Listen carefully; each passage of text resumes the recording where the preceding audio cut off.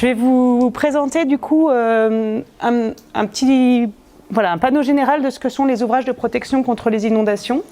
Et puisque France Digue est une association nationale des gestionnaires de digues, alors c'est dans ce sens-là, qui œuvre sur France entière, même dans les dom-toms, dont l'objectif en fait est de rassembler les gestionnaires d'ouvrages de protection en France pour les amener à échanger et mieux connaître les aspects réglementaires, techniques, même décisionnels, politiques qui les engagent en fait et qui fait que c'est un métier complexe qui a beaucoup de dimensions à maîtriser quand on est gestionnaire de digues.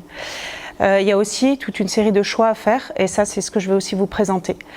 France Digue rassemble aujourd'hui plus de 120 structures, puisque on va le voir ensemble, c'est des structures qui peuvent gérer les digues.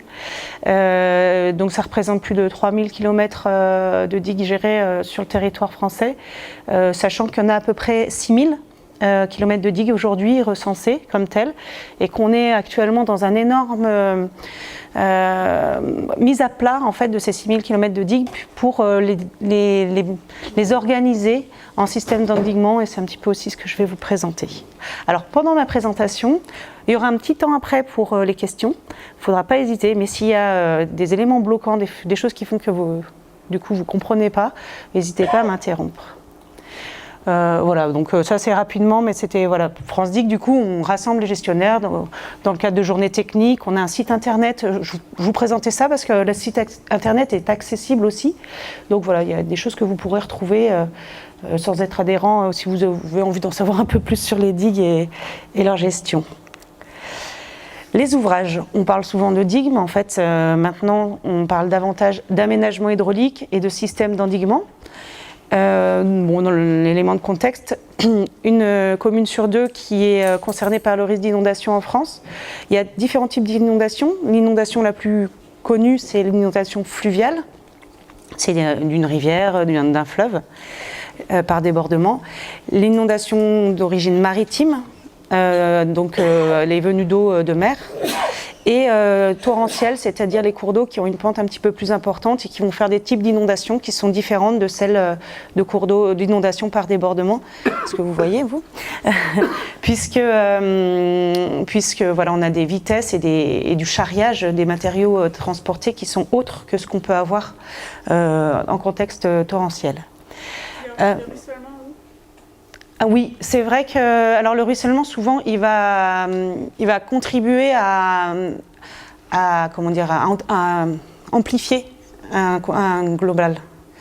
Voilà. Mais effectivement, c'est complètement à prendre en compte. Mais nous, les risques d'inondation, on va les prendre sur ces trois axes-là. Et le torrentiel, il va être géré en fait sur plusieurs autres axes. Pas uniquement on ne fait pas d'ouvrage de protection contre le ruissellement, pardon. Voilà. C'est plus de la réabsorption, beaucoup plus de solutions fondées sur la nature aussi. Les ouvrages, en fait, ce qui est intéressant, c'est que on a toujours cherché à se protéger contre le risque inondation. Il y a eu des ouvrages qui ont été construits au fil du temps pour se protéger contre ce risque-là. Et on passe vraiment de deux paradigmes différents. Au début, on était vraiment sur l'idée de se dire qu'on serait plus fort que la nature. Les cours d'eau iront bien là où on leur propose d'aller. Et puis nous, du coup, on va pouvoir se mettre là où on a envie. Donc on a fait beaucoup de digues. On a vu tout à l'heure, il y a des projets de reméandrage. Pourquoi ? Parce que on avait calibré les cours d'eau et maintenant en fait on se rend compte que non, il faut faire avec la nature. Il faut plutôt chercher à coopérer, marcher en synergie pour pouvoir justement faire ensemble et se rendre compte que la nature peut rendre des services quand on veut bien la considérer. Donc il y a un petit retour en arrière, c'est 15-20 dernières années, et qui n'est pas une mauvaise chose. Les ouvrages de protection contre les inondations, c'est des ouvrages qui sont conçus pour prévenir les inondations et les submersions, donc système d'endiguement aménagement hydraulique. Là, donc, on a une digue, c'est le long d'un cours d'eau, qui empêche, donc l'objectif d'une digue, c'est empêcher d'inonder une zone protégée. Et puis là, on a des aménagements hydrauliques dont l'objectif est davantage de ralentir et stocker les écoulements. Pour ralentir les immersions, là, en fait, hop, vous avez un ouvrage qui permet d'ici contenir l'eau au moins momentanément pour permettre de ralentir le système. Et là, c'est un pertuis, donc avec un système de vannage qui permet jusqu'à un certain niveau, c'est ce qu'on va voir aussi, de ralentir les choses. Une digue, c'est un ouvrage en surélévation par rapport au terrain naturel. C'est important parce qu'on confond ça souvent avec les protections de berge. Quand vous voyez des protections de berge, c'est des aménagements le long de la digue, du cours d'eau, pardon. Là, la digue, elle monte, elle descend. Donc c'est la différence entre une protection de berge qui va limiter l'érosion du cours d'eau, etc. et la digue qui, elle, est au-dessus du terrain naturel. C'est un ouvrage réglementé, soumis à autorisation et qui doit être inclus dans un système d'endiguement, on en reparlera. Vu de l'intérieur, on a les anciens ouvrages, il y a beaucoup d'anciens ouvrages en fait sur le territoire français. Les anciens ouvrages, ils sont hérités du passé, donc ils ont été faits au fur et à mesure des événements avec les matériaux qu'on trouvait généralement localement. Donc là, on voit par exemple cette digue-là, ça c'est dans la Loire. En 1573, ils l'ont fait de cette hauteur-là avec cette pente-là. Finalement, en 1784, ils l'ont monté. Après, il y a eu une crue en 1856, pouf, ils ont rajouté un petit merlon. Puis voilà, en 1922. Enfin, là, on a du coup 3 historiques de matériaux qui ont été accumulés. Et donc ça, c'est important pour le gestionnaire de connaître l'histoire de ces ouvrages parce que à chaque fois qu'on rajoute une couche de matériaux, il faut gérer la cohérence qu'ils ont entre eux pour pas avoir des failles dans la digue qui pourraient être préjudiciables au moment d'une inondation. Parce que pourquoi? C'est vrai que c'est compliqué aussi ces ouvrages dans le sens que on doit en permanence les entretenir, les connaître, mais ils sont quand même rarement sollicités. C'est pas comme un barrage qui va être tout le temps en eau, ou s'il y a une fuite ou je sais pas quoi, on va le voir. C'est pas pour autant que c'est facile à gérer, barrage, mais voilà. Mais là, la digue, théoriquement, elle est jamais en eau. C'est que lors des événements de crue où elle va être en eau et il faut qu'à ce moment-là, elle ait été suffisamment surveillée, entretenue, gérée pour qu'au moment où on a besoin d'elle, elle serve, elle fasse son rôle. Donc il y a différents types de digues. On a la digue classique, là que je viens de vous montrer. Très souvent, c'est du remblai-terre en France. Comme je vous disais, c'est souvent les matériaux locaux. Il y a ce qu'on appelle les ouvrages type poids ou mur, beaucoup plus quand on est contraint dans les villes. Des fois même des limites de propriété, quand elles sont faites correctement, servent de digue. Et des ouvrages mixtes qui peuvent avoir une partie mur et d'autres parties poids rigides. Alors c'est là qu'on va tenter de vous mettre une petite vidéo pour vous montrer les ouvrages maintenant tels qu'ils sont faits actuellement. Alors, La digue fait 5 mètres de haut, donc vous avez une hauteur d'eau de 5 mètres. Si la digue cède, c'est une vague de 5 mètres qui va directement sur le centre-ville d'Arles et le centre-ville de Tarascon. Donc cette digue-là, elle doit tenir.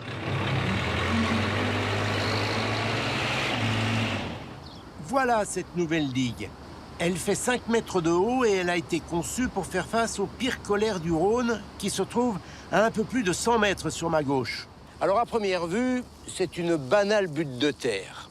En fait, quand on y regarde de plus près, c'est un ouvrage complexe, une sorte de millefeuille. Allez, on va reprendre les travaux à zéro. D'abord, on a empilé plusieurs couches de terre, les unes sur les autres. On les a tassées pour que la digue soit la plus étanche possible. Le résultat est presque aussi dur que du béton. Ensuite, on a déposé une cotte de maille, un grillage, pour empêcher les animaux d'y creuser leur terrier. En principe, cette digue est étanche, mais on ne sait jamais ce qui peut arriver. En cas d'infiltration, il faut laisser passer l'eau, mais retenir la terre. C'est le rôle de cette membrane qu'on a posée par-dessus. Ensuite, une partie du sommet de la digue et le flanc opposé au Rhône ont été recouverts d'un blindage de roche scellé avec du ciment. Cette carapace est destinée à résister à la force de l'eau en cas de débordement. Car cette digue a été dimensionnée pour contenir les eaux d'une crue centenale, comme celle qui s'est produite en 2003. Pas une crue millénale, c'est-à-dire une crue qui, chaque année, a une chance sur 1000 de se produire. Dans ce cas, à cet endroit, l'eau va passer par-dessus une lame de 30 cm. Et le blindage va protéger la digue, va l'empêcher de rompre. Alors certes, les terrains vont être inondés, mais l'eau va monter tout doucement et les habitants vont avoir le temps de voir venir le danger et de se mettre à l'abri. Ce que je vous ai montré, vous avez reconnu, Jamie. Et je vais revenir sur la présentation qui semble introuvable. Ah non, elle est là. Hop. Alors, je crois que c'est bon. Oui. Hop là. Ce qui était important à voir là dans cette présentation. Donc là, on est vraiment dans le cas où on va faire une digue toute neuve et en l'état de l'art aujourd'hui, voilà comment on les fait. Potentiellement, dans quelques années, on aura d'autres techniques. Hein. Il y a beaucoup d'études qui sont faites en permanence sur les digues, justement pour limiter le risque de défaillance de ces ouvrages. Donc là, c'est le cas idéal. Donc là, on était sur les digues du Rhône. Beaucoup d'enjeux, beaucoup de population, etc. Donc il y a beaucoup d'argent qui sont mis dans ces digues-là. Chaque digue est adaptée aussi à ces enjeux et au potentiel financier qui est en face. Là, c'était bon, voilà. C'était si la vidéo fonctionnait pas, donc on a vu un petit peu. J'arrive. Est-ce que je peux juste apporter oui. un tout petit complément? Ce qui est intéressant dans ce que dit Perrine, c'est qu'effectivement, on a hérité de digues souvent en merlot, en matériaux locaux, c'est ce que tu as dit, qui, historiquement, on ne les connaît pas forcément. Mais effectivement, maintenant, si on voit que les techniques sont extrêmement poussées, avec beaucoup d'ingénierie, on le voit sur les digues du Rhône, mais si on voulait nous créer des nouveaux ouvrages ou reconstruire des ouvrages défaillants, on serait, alors peut-être moins haut, avec moins d'emprise, mais ça serait quand même la même philosophie en termes de technicité. Complètement. En France, il y a des digues qui sont construites pour plus que 100 ans Est-ce qu'il y a des digues qui ont un niveau de protection au-delà de 100 ans, de la centenale? Oui, par exemple, les digues qui protègent l'amont de Grenoble, c'est sur la bicentenale. La Durance à Laval, on va dire bicentenale, mais c'est peut-être un petit peu au-delà. Certaines digues de la Loire, aussi la levée de la Loire, mais effectivement, quand même, quand on protège au niveau centenal, c'est déjà pas mal. Il y a surtout énormément de digues qui protègent contre une décennale, donc en l'occurrence 10 ans, et c'est déjà bien. Parce que je vais y venir à la notion de protection, mais déjà il faut se rappeler que, parce que comme on est dessus, là on parle de centenale, je ne vais pas vous poser la question en direct, mais on pourrait presque le faire. La centenale, en fait, ça ne veut pas dire que c'est une inondation qui arrive tous les 100 ans. C'est chaque année une chance sur 100 ou une malchance sur 100 d'intervenir. Donc c'est pas parce que l'année dernière vous avez une centenale que cette année vous n'allez pas l'avoir. Alors c'est pas de bol, c'est le jeu des probabilités, etc. Mais voilà, il faut avoir en tête que si on vous dit là c'est une crue décennale, pour autant elle peut à nouveau avoir lieu une année après. Après ça va changer les probas au bout d'un moment. Hein. Et après, avec le changement climatique, ça change. Voilà, c'est pour ça que voilà, quand on affiche des niveaux de protection aujourd'hui, faut prendre en compte l'évolution climatique, du moins de ce qu'on en connaît. Et mettre à jour progressivement en fonction de l'occurrence des événements. On a tendance à avoir, on l'observe, des événements de plus en plus fréquents. Une alternance sécheresse-inondation qui est un petit peu plus fréquente. Et ça, c'est un des nœuds avec lequel doit se dépatouiller le gestionnaire pour faire monter un système d'endiguement qui soit pertinent aujourd'hui, mais aussi quand même demain après-demain, parce que quand on voit ce que c'est de mettre en place un système d'endiguement, que ce soit au niveau foncier, financier, humain, etc., vaut mieux que ce soit un peu anticipé, mais voilà. Petite question. Quand on fait une digue, je suppose que c'est la dernière solution. Est-ce qu'on, le fait de faire une digue, on prend les conséquences qu'il peut y avoir en aval? concrètement, si là, l'eau a été prévue d'aller là, donc elle n'ira plus sur où elle aurait dû être à l'origine, donc elle va se retrouver plus bas. Ouais. Est-ce qu'on fait des études sur le plus bas? Merci pour la transition. On en a bien parlé avant. Ouais. Alors c'est très bien parce qu'effectivement, il y a une énorme évolution de la réglementation actuellement sur les digues qui a eu lieu depuis 2014 avec une loi qui s'appelle la MAPTAM, qui a créé une compétence qui s'appelle la GEMAPI. Avec le PI, c'est protection contre les inondations, et le MA, c'est milieu aquatique. Donc voilà, déjà considérer les deux ensemble. Et déjà ça me fait avancer, c'est pas grave, qui définit un peu mieux qui sont les gestionnaires de digues, parce qu'avant on pouvait avoir un agriculteur qui avait monté une digue parce qu'il avait un enjeu de son côté, une entreprise qui l'avait fait, une collectivité, etc. Et potentiellement des ouvrages qui n'étaient pas forcément bien coordonnés entre eux. Voilà. Aujourd'hui, la compétence, c'est-à-dire le droit de définir qu'est-ce qu'on va protéger, comment, et c'est au niveau des intercommunalités, c'est-à-dire communautés de communes, etc., qui peuvent le confier à un syndicat comme l'est le RCR3A. Et qu'est-ce que je voulais dire par rapport à ça? Oui, et donc, pourquoi ils font ça? Et une autre obligation, c'est de définir des notions de système d'endiguement. C'est-à-dire qu'à chaque fois, on doit avoir un système qui est globalement fermé, qui fonctionne de l'amont à l'aval, et qui va surtout pas, déjà qu'il n'y ait pas de trou dans la raquette, et il ne faut pas qu'il y ait des conséquences de la protection d'une partie du territoire sur une autre, à moins que ce soit complètement voulu et géré. C'est-à-dire qu'une façon raisonnable et pertinente de gérer le risque inondation, c'est de se poser la question de où est-ce qu'on veut bien que ça déborde et où est-ce qu'on a des enjeux à protéger. Et s'organiser pour que là où ça déborde, comme on a pu le voir là sur la notion de surverse juste avant, que ça aille peut-être déborder prioritairement sur des zones alluviales, sur des milieux humides, et ensuite peut-être sur des champs cultivés, et ensuite arriver jusqu'aux habitations, parce que on protège au maximum de ce qu'on peut, on s'engage à un certain niveau de protection, mais on ne protégera jamais contre tout. Donc au bout d'un moment, oui, le risque inondation existe toujours. La digue, elle protège comme elle veut et elle essaye d'être bien conçue par rapport à ne pas déplacer le problème. Donc, je ne sais pas si j'ai bien répondu, mais on y reviendra peut-être. Le système d'endiguement, justement, ce nouveau concept, c'est une ou plusieurs digues, des ouvrages et d'autres ouvrages aussi qui vont défendre des zones protégées contre les inondations jusqu'à un niveau qui s'appelle le niveau de protection. Alors, qu'est-ce que c'est qu'une zone protégée? C'est la zone où, justement, on ne veut pas qu'il y ait aucune venue d'eau, qu'il y ait la notion de pied sec dans cette zone-là. Donc, quand on définit une zone inondée, une zone protégée, c'est une zone où il y a des enjeux forts qu'on veut protéger. Le niveau de protection, c'est jusqu'à quelle occurrence de crue on va le protéger. Donc là, on va fixer, selon les enjeux, selon plein de choses, la décennale, la centennale, etc. Et tout ça, ça fait un système d'endiguement qui, donc, il y a des choix, en fait. Donc, quand on définit un système d'endiguement, on fait des choix. On définit le niveau de protection, on définit la zone qu'on protège. Et à contrario, du coup, au-delà de... Quand on a des crues trop fortes, on sait qu'on ne protégera pas, il n'y aura pas pied sec dans la zone protégée. Ça veut dire quoi? Ça veut dire qu'on va organiser surtout l'évacuation.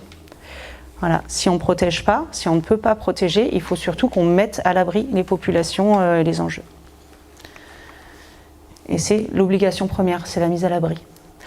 Ça, je ne vais peut-être pas tout détailler, mais il n'y a pas, en fait, pas que des digues dans un système d'endiguement. On s'appuie sur tout l'existant. Donc, il y a ce qui est vraiment à vocation de protection, les digues, les murs digues, les déversoirs. Je vous montre, ça, c'est un bâtard d'eau. Il est là, le bâtard d'eau. C'est-à-dire que là, on est sur un accès au Rhône. Et puis, c'est des ouvrages amovibles qui vont être mis quand on voit arriver la crue. Parce que, bien sûr, on suit... les débits des différents cours d'eau, et qui permet de bloquer un endroit où il y aurait une ouverture pour remettre à niveau la protection. Il y a les ouvrages qui ont un rôle de protection de l'inondation, mais qui ne sont pas faits pour ça à la base. Typiquement, les routes, etc. Elles peuvent, les voies ferrées, ça c'est déjà des ouvrages en surélévation qui ressemblent à des digues, mais que si le gestionnaire compte dessus pour que ce soit dans sa protection, il doit également les connaître, les surveiller et appliquer toute la réglementation qui est adaptée à ça. Alors, il faut faire des conventions avec ceux qui gèrent l'ouvrage. Enfin, c'est pas toujours simple. Mais voilà, on ne peut pas se dire, tiens, la voie ferrée, elle fera bien digue, c'est bien. Il y a aussi d'autres qui jouent à autre chose. Je parlais qui servent à autre chose, mais qui jouent quand même un rôle, comme les enrochements, qui vont ralentir un peu la dynamique de crue. Les éléments naturels, on peut les prendre en compte, une dune. Mais la dune, comme elle est naturelle, elle va aussi évoluer. Donc dans la gestion du système d'endiguement qui intègre une dune, il faut aussi faire avec et laisser la dune continuer à être dune, tout en ne limitant pas la protection du système. Et les zones aménagées qui jouent un rôle dans la protection, comme les zones d'expansion de crues, de stockage des eaux, d'écoulement privilégié, c'est ce que j'expliquais un petit peu tout à l'heure. C'est-à-dire, il y a là où on accepte que l'eau aille, préférentiellement, et surtout, c'est pas tant, c'est le mauvais terme de dire là où on accepte, c'est surtout là où on veut. La zone protégée étant là où on ne veut vraiment pas, où est-ce que préférentiellement on va laisser l'eau aller et concilier comme ça entre milieu et zone complètement protégée. Juste un petit point, on a vu avec France Digue, l'autre jour on était à Avignon et les remparts de la ville d'Avignon sont considérés comme un système d'endiguement. Donc ils ont tout un système de bâtards d'eau, l'équipe municipale avec l'agglomération est rompue à l'exercice. En cas de crise, il y a toute une équipe d'astreintes réquisitionnées qui pose les bâtards d'eau, les morceaux de bois pour bloquer l'entrée d'eau dans la ville historique.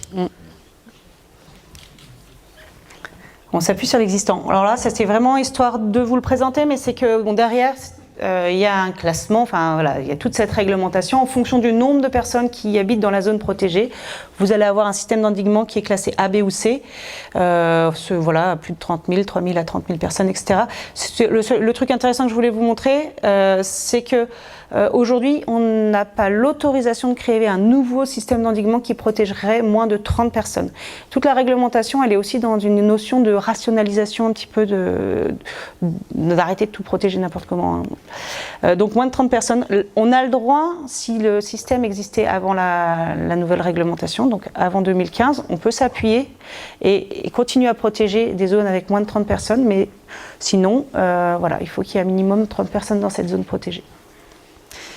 Alors là, je ne vais pas le dire, mais parce que vous aurez la présentation. Mais voilà, il y a vachement de réglementation, d'obligations, de connaissance des ouvrages, dossiers techniques, études de danger, etc.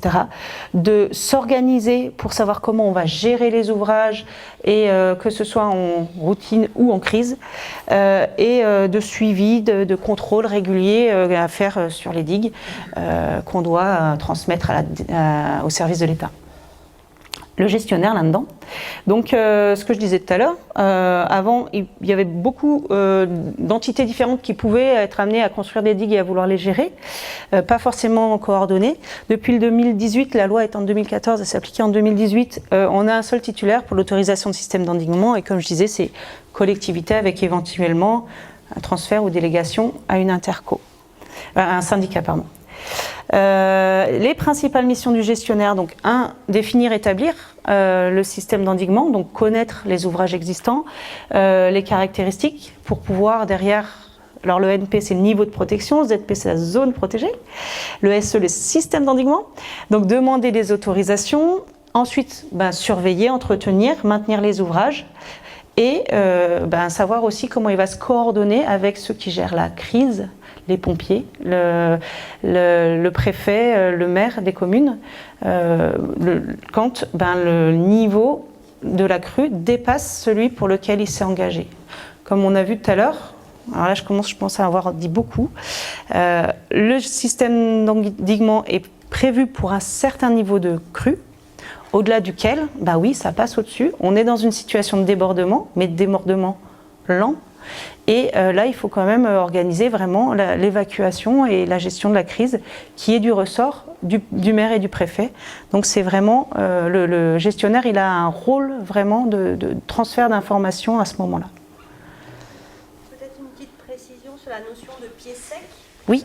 Vous avez abordé tout à l'heure, pied sec, mais pas en toutes circonstances. Avec l'expérience de ce que vous dites là, c'est qu'un ouvrage, il protège jusqu'à un certain niveau. Après, il ne protège plus. Donc la notion... Vous m'avez entendu? Ouais, je crois. Je disais, la notion de pied sec, elle est à relativiser, puisque c'est en fonction du niveau de protection qui est assuré par l'ouvrage. Tous les ouvrages, aucun ouvrage n'a des pieds secs en toutes circonstances. Le risque existe toujours. Voilà. Une zone inondable, même derrière des digues, elle reste zone inondable, en fait.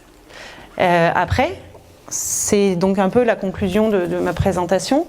Le système d'endiguement, quand on définit quelles sont les zones qu'on va protéger, c'est un ensemble de choix issus d'une connaissance technique des ouvrages, qu'est-ce qu'on sait qui existe et qu'est-ce qu'on peut faire, voilà, quels sont où sont les ouvrages existants, qu'est-ce qu'ils font, comment ils fonctionnent, dans quel état ils sont, comment on peut vraiment compter sur eux. Aujourd'hui, on a un problème, il y a beaucoup de digues qui existent, qui semblent donner une protection qui en fait c'est assez illusion. C'est l'énorme travail que font les gestionnaires de digues aujourd'hui de connaître les ouvrages. Vous avez vu les essais géotechniques, qu'est-ce qu'ils font là? Ils percent la digue pour voir vraiment ce qu'elle a dans le ventre et pour voir si elle fait vraiment son rôle de protection. Parce que si en fait il y a des infiltrations, des trucs comme ça, on est sur un ouvrage qui fait croire qui nous protège alors que pas du tout. Et alors c'est pire que tout, une digue qui serait là, qui donne l'illusion de protection et qui pèterait d'un coup.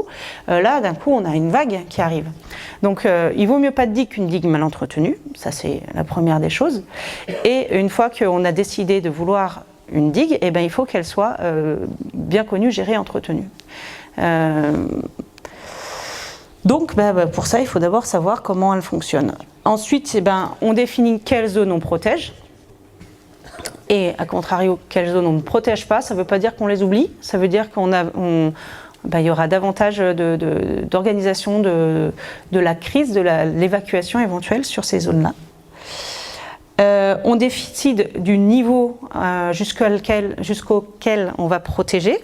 Donc, comme ça a été dit, c'est là la limite de la notion de pied sec. On aura pied sec jusqu'à, par exemple, la décennale. Il ne faut pas s'attendre à des centennales de partout, hein. Les centennales, on en parle dans le delta du Rhône, on en parle sur les gros fleuves, pas sur n'importe quel petit cours d'eau. Voilà, c'était l'idée. Et on en déduit du coup le système d'endiguement. Ça, forcément, en face, il y a des choix financiers. Qui dit digue, s'appuyer sur des ouvrages en dur, etc., dit des sous pour mettre en place, des sous pour suivre, des sous pour pour avoir les humains et le matériel nécessaire derrière. Et aussi, comment on les a, par des fonds propres des collectivités, par la levée de la taxe GEMAPI que vous avez dû voir sur votre impôt foncier. Il y a aussi les fonds Barnier, on est toujours content d'avoir une nouvelle ligne sur la taxe foncière, les fonds Barnier, les fonds verts, etc. Ça m'amène à rappeler complètement, moi là je vous parle de digues depuis tout à l'heure, mais vraiment l'enjeu de la protection contre les inondations maintenant, c'est de réfléchir qu'est-ce qu'on veut protéger. À un moment donné, on n'a pas l'obligation de protéger. On protège là où il y a des enjeux et comme je vous disais, hérité du passé, on avait tendance à s'installer là où on voulait pensant qu'on serait plus fort que la nature. Maintenant, la manière de réfléchir est complètement autre. Elle est de se dire, on a des enjeux à certains endroits qui ne sont pas toujours très pertinents. Bon, et là on protège, là peut-être qu'on a besoin de digues, là peut-être qu'on sort les murs de protection, hein, c'est ça une digue.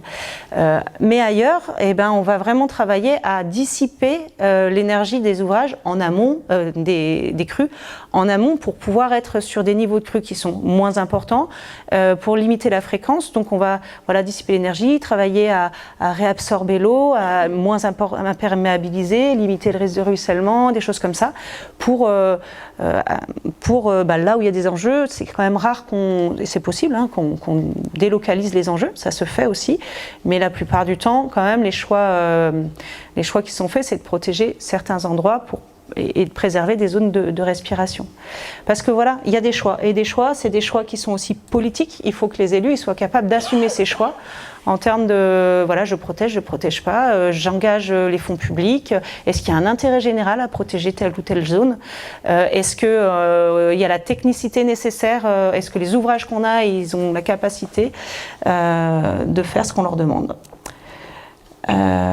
Et puis voilà, dans le choix politique, c'est aussi assumé et lu qu'au-delà d'un certain point, on ne protège plus, donc on évacue. Et ça, il faut être capable de pouvoir l'expliquer, de pouvoir l'assumer, en se rappelant qu'en fait, on n'a pas obligation de protéger, on a obligation de mettre à l'abri, on a obligation d'évacuer en fait, à la base. Mais des fois, c'est quand même mieux de protéger l'existant, un minimum. Et voilà, comme je l'ai déjà dit, il vaut mieux pas de digue qu'une digue mal gérée qui céderait. Et le mot de la fin, c'est une notion de responsabilité. Le gestionnaire qui va définir un système d'endiguement, une zone protégée, un niveau de protection, il s'engage là-dessus. Au niveau de la loi, en cas de litige, en cas de sinistre, il est engagé vraiment, il engage sa responsabilité. Ça, c'est pas neutre. Ça veut dire que quand vous avez quand même un syndicat ou une collectivité qui va annoncer quelque chose, elle fait quand même tout ce qu'il faut pour pouvoir s'y tenir. Et voilà, donc pénalement, elle peut être recherchée au niveau de sa responsabilité. Voilà, bon ça, vous avez des tas de choses que j'ai racontées qui vont être dans des plaquettes qu'on a faites. Et puis, ça c'est pour vous dire merci de m'avoir écouté. Je vous ai bien mis plein de sujets là, donc n'hésitez pas soit à poser des questions, soit à me dire que j'en ai trop dit. En plus, j'ai presque dépassé mon temps. Compétences.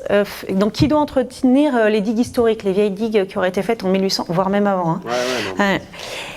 Et bien, jusque là, il y a, avec la naissance de cette nouvelle compétence, d'avoir confié aux collectivités, aux syndicats, la gestion des digues, il y a tout un système de transfert des ouvrages. Donc concrètement, aujourd'hui, il n'y a qu'un seul gestionnaire de digues sur un territoire. Et même l'historique lui a été transféré d'une manière ou d'une autre. Ok, j'ai une autre question.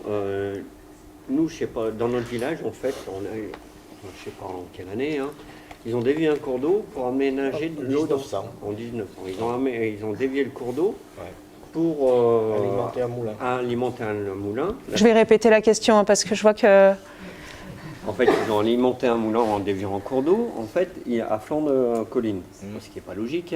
Donc en fait, moi, ma question, c'est quelle différence fait-on entre une digue et un canal ? Est-ce qu'il y a réellement une différence ? Parce que d'un côté, c'est pas digue, mais d'un côté, ça fait digue. Donc, alors, situation, est-ce qu'il y a une différence entre digue et canal ? Est-ce qu'il y a une différence entre digue et canal ? Puisque là, on parle d'un exemple où un cours d'eau, il y a eu une déviation qui a été faite d'un cours d'eau pour pouvoir alimenter un moulin. Il allait au rond d'abord. Voilà.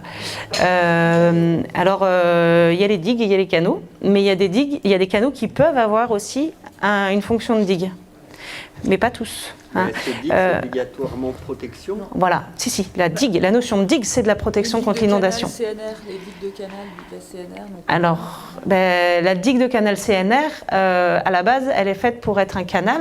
Oui. Donc, à la base, elle n'a peut-être pas forcément, comme une route, la vocation d'être une protection. Par contre, si le gestionnaire du système d'endiguement, le SR3A ici, décide et voit qu'il y a un rôle pour la protection des enjeux qu'il y a dans la zone protégée, là, il va lui donner fonction de digue.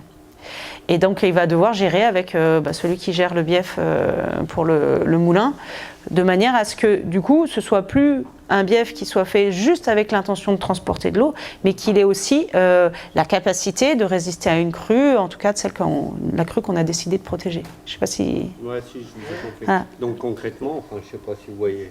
Oui, moi, je vois bien. Oui. En Butrix, oui. Donc c'est vous qui avez la compétence de... pour nous, c'est une digue de canal. Pour nous, ce talus, finalement, a plutôt un rôle canal, de support de canal que d'outils de protection contre les inondations. Elle protège de rien, ce remblai. Non, mais il n'est pas solide.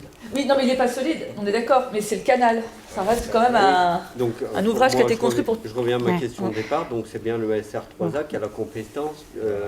Pas sur pas parce que pour nous, c'est pas une digue. C'est le CR3A qui peut décider que c'est une digue et qui peut décider, si le gestionnaire du canal l'accepte d'ailleurs, qui peut décider de le transformer. Ce que je veux dire, c'est qu'effectivement, là, le canal, par contre, c'est pas parce que c'est pas une digue qu'il a le droit de céder n'importe comment. Effectivement, s'il devient un danger ou quoi, celui qui est en charge de ce bief, il a des comptes à rendre. Il ne peut pas non plus avoir un truc qui soit craignos. Alors après... Pour nous, c'est... dans notre première analyse, pour nous, étant donné que ce n'est pas une digue, ça rentre pas dans le patrimoine en tant que gestionnaire du SR3A. C'est par rapport aux définitions... Disons qu'il y a des aménagements qui ont été faits pour créer des lotissements. Oui. Ils ont fait des pales-planches, mais les pales-planches, il faudrait qu'elles continuent. Il reste à peu près 1 kilomètre à faire. Mais pour retenir tout ça, il y a bien des digues derrière. Oui, mais pour moi, après on en reparlera, on ne va pas occuper mais c'est vrai que pour moi ça s'apparente à un peu des digues, le digue CNR d'un canal qui transporte de l'eau après sur une dérivation, du Rhône, je prends un exemple. Je ne vois pas le rôle de protection du secteur. On s'est beaucoup penché dessus avec les services de l'État pour statuer sur le fait que c'était pas une digue. Voilà, et une fois que c'est décidé qu'un ouvrage est digue ou pas, effectivement, si les digues, ça rentre dans le patrimoine du gestionnaire qui doit le gérer. S'il n'est pas digue, ça n'empêche pas que le gestionnaire officiel de l'ouvrage doive être parfois identifié, parce qu'en fait, c'est vrai que tous ces ouvrages historiques, même les digues, des fois, on ne sait pas qui est-ce qui l'a construit, pourquoi, comment. On manque parfois d'historique sur tous les ouvrages qu'il y a dans notre patrimoine de manière générale. Donc après, la question de savoir qui gère, pourquoi, et s'il le fait bien, et si ça ne crée pas un risque, parce que pour autant, il ne faut pas qu'il en crée un. Et l'autre chose que je voulais dire, parce que quand on parle de rentrer dans le patrimoine, souvent ça c'est quelque chose de pas bien compris. Le CR3A ici, il va gérer des digues, les digues qui rentrent dans son système d'endiguement.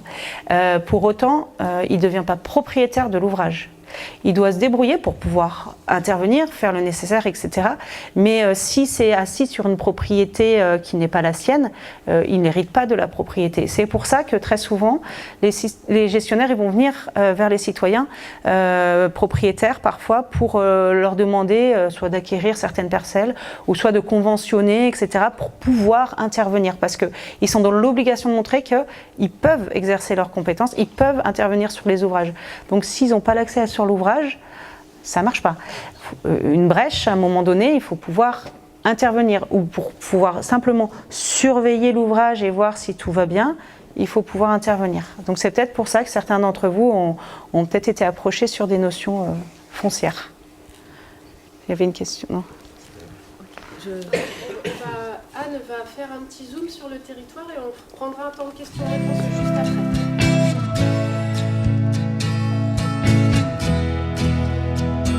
Ok, très bien. Donc je vais prendre le relais de Perrine, là, que je remercie d'avoir donné des éléments techniques. Moi, je vais rentrer dans le contexte territorial SR3A. Donc à droite de cette diapo, je vous ai mis la carte du SR3A, donc 142 communes sur 2 départements, 7 communautés de communes. Je refais la petite pub du syndicat. Et les petites pastilles blanches que vous voyez, c'est actuellement les ouvrages qu'on est en train d'étudier. Alors ça peut, donc les études réglementaires qu'a évoqué Perrine, donc des études de danger, des études réglementaires. Donc nous, on est sur ce territoire, pour reprendre les tableaux de population, on est sur des ouvrages de classe C. Donc on est entre 30 et 3000 personnes, voilà, c'est ce classement-là. Et on doit déposer les dossiers auprès de l'administration, donc service de l'État, avant le 30 juin 2023.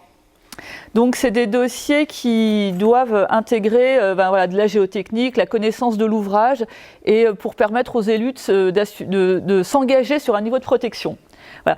Donc je vais, dans les diapos suivantes, je vous présenterai les typologies d'ouvrages qu'on a. Je ne vais pas vous détailler ouvrage par ouvrage, mais je vais vous présenter quelques exemples.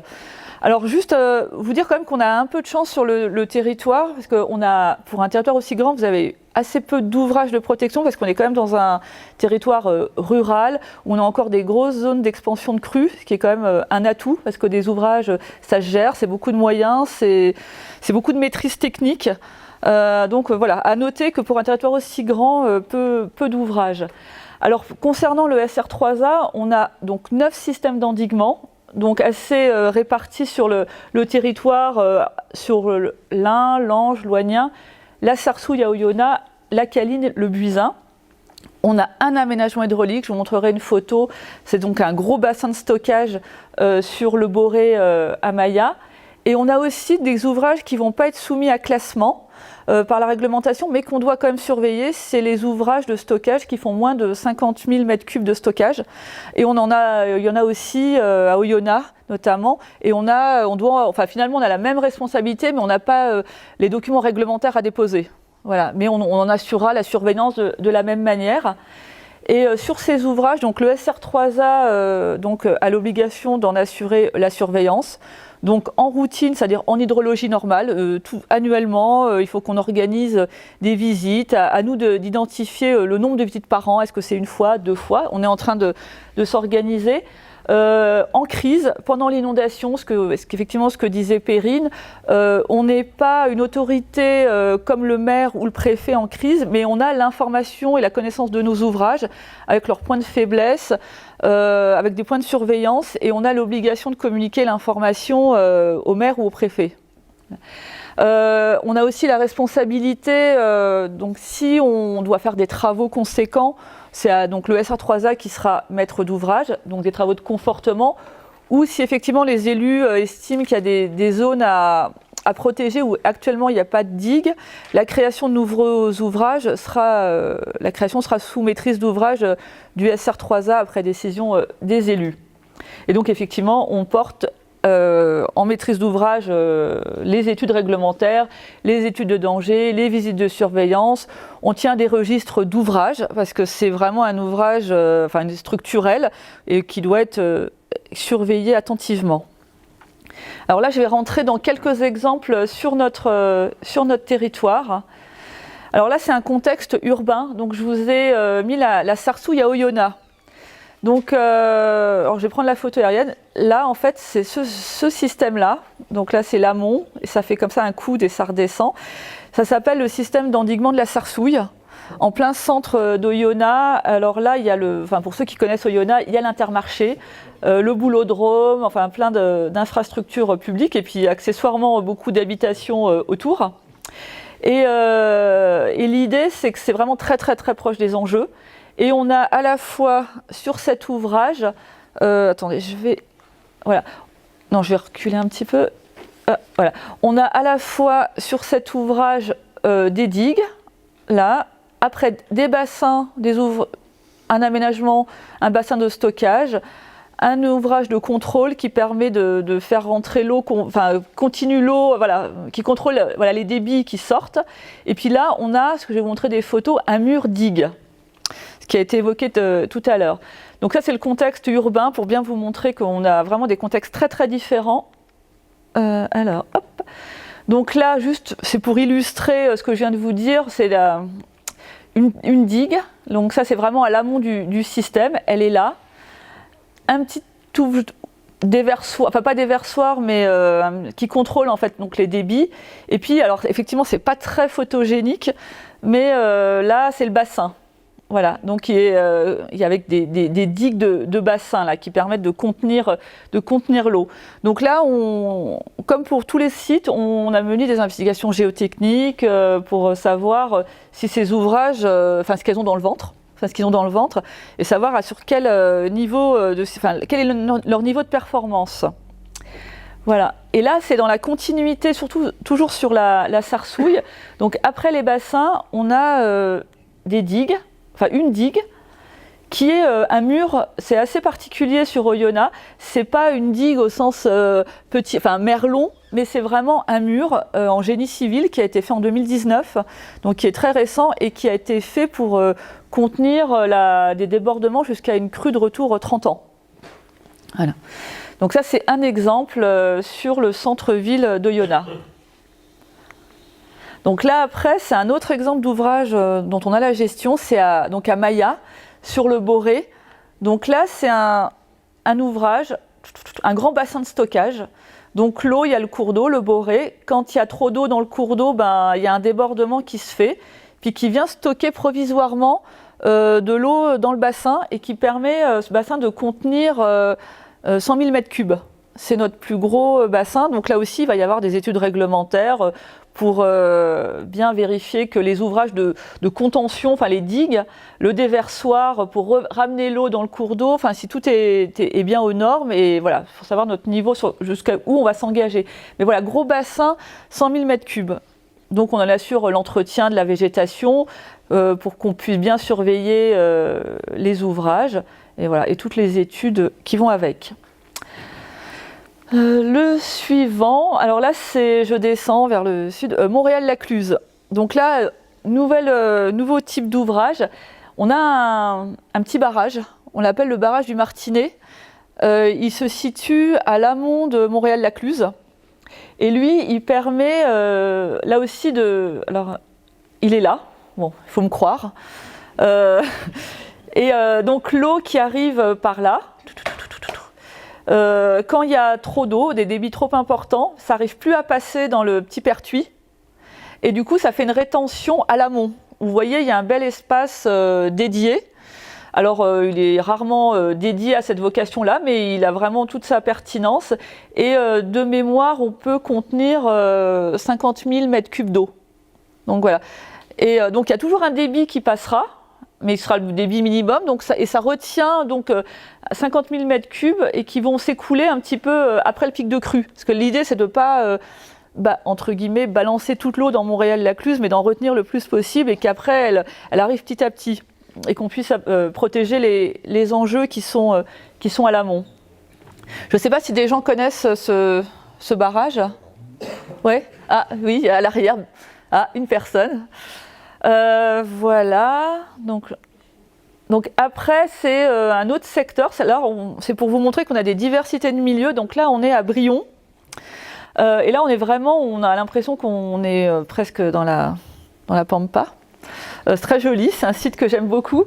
Et là, on a créé, à mes collègues, il y a quelques années, un bras de décharge de Loignin. Donc le cours d'eau, là aussi, quand il y a trop d'eau dans le cours d'eau, en fait, au lieu d'aller inonder Brion, il se déverse dans un gros bras qui a été surcreusé pour alimenter ce bras de décharge. Et vu qu'il y avait quand même des habitations, on ne les a pas surinondés en se disant, on ne les a pas sacrifiés. Donc il y a une digue qui a été construite pour vraiment protéger les enjeux humains, de personnes et de biens. Voilà. Donc c'est pour vous montrer qu'il n'y a pas un système d'endiguement ou d'ouvrage qui se ressemble. Est-ce que il y a quelqu'un de Brion ici? Ah, d'accord. C'est là? Par là, par là. D'accord, ok. Ok. Et ça va, vous vous sentez en sécurité? Oui. D'accord, ok, ça va. Vous le vivez bien. Ok. Un autre secteur, alors là c'est de la digue, vraiment la pure, c'est sur la rivière d'Ain, à Pont-d'Ain. Donc on a ce qu'on appelle la digue des Bottières, et là qui protège, alors là on est effectivement encore dans les études, elle protège sur une crue Q10 à Q20. Voilà. Et elle protège effectivement des enjeux qui sont là. Alors effectivement, elle ne protège pas sur des crues centenales qui rentrent dans les documents d'urbanisme que sont la cartographie réglementaire des PPRI, qui ne prend que la Q100 pour faire les zonages. Nous, on est vraiment sur une autre... Nous, on protège des ouvrages avec un niveau de protection à l'heure actuelle, quoi. Donc, rien à voir avec les PPRI. Donc, est-ce que là, quelqu'un est de ce secteur ici? D'accord. Vous êtes de Pondin? Oui. Ouais. Ok. Donc voilà, on fait dans nos visites avec les bureaux d'études, les premières phases, c'est vraiment on a fait des visites de surveillance où ils ont calculé, ils ont regardé la digue, sa hauteur, sa morphologie. Voilà. Et puis après, il y a effectivement des études géotechniques pour voir leur consistance.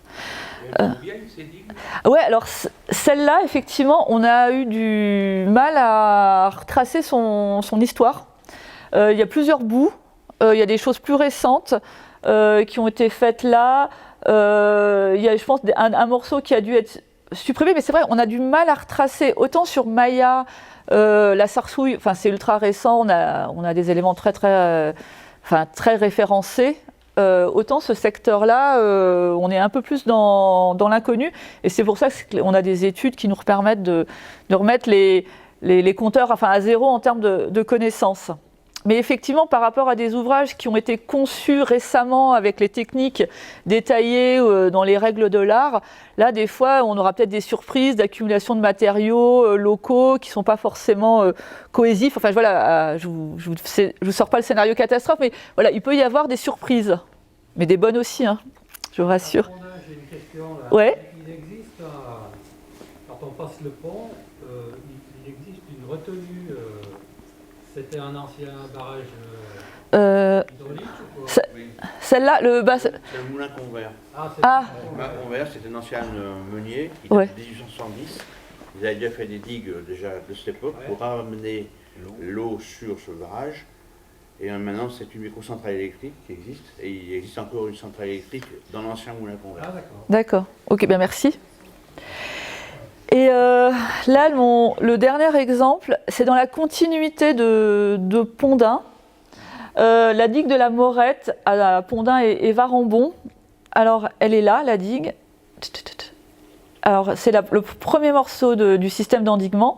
Et puis, il y en a un deuxième qui est là. Donc, c'est ce que vous expliquez, Perrine. C'est pas forcément le système d'endiguement, c'est des fois des bouts, mais qui assurent un niveau de protection.